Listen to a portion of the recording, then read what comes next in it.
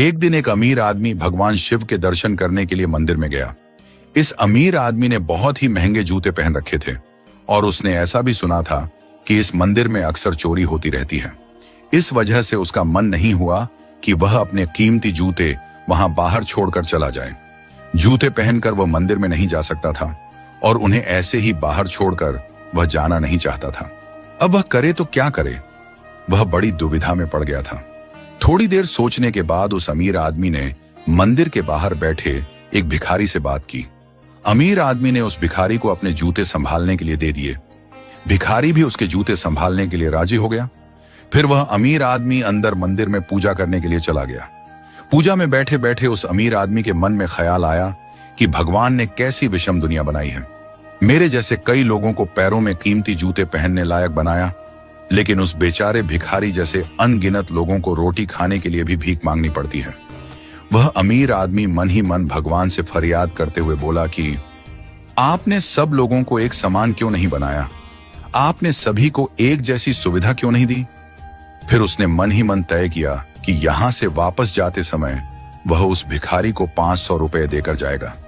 पूजा खत्म होने के बाद जब अमीर आदमी बाहर आया तो न उसे अपने जूते दिखे, न ही वह भिखारी।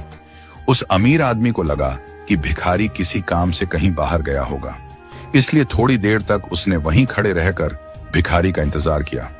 काफी देर तक इंतजार करने के बाद भी जब भिखारी वापस नहीं आया तो उस अमीर आदमी को पता चला कि भिखारी उसे ठग कर चला गया है।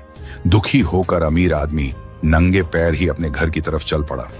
रास्ते में उस अमीर आदमी ने देखा कि फुटपाथ पर एक जूते चप्पल बेचने वाला बैठा है। अमीर आदमी एक जोड़ी चप्पल खरीदने के लिए उसके पास पहुंचा।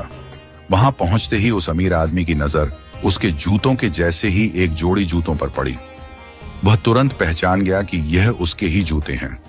पूछने पर बेचने वाले ने पहले तो मना कर दिया, लेकिन बार बार पूछने और दबाव देने पर उसने बताया कि यह जूते उसे एक भिखारी ने 500 रुपये में बेचकर गया है। अब वह अमीर आदमी बिना चप्पल खरीदे मुस्कुराते हुए वहां से अपने घर की तरफ नंगे पैर ही चला गया। उसे भगवान से की गई अपनी फरियाद का जवाब मिल चुका था। उसे समझ में आ गया था कि जब तक लोगों के कर्म एक जैसे नहीं होते तब तक सब एक समान नहीं हो सकते। भगवान ने उस भिखारी की तकदीर में 500 रुपये लिखे ही थे, लेकिन कैसे कर्म करके उन्हें लेना है यह उस भिखारी के हाथ में था।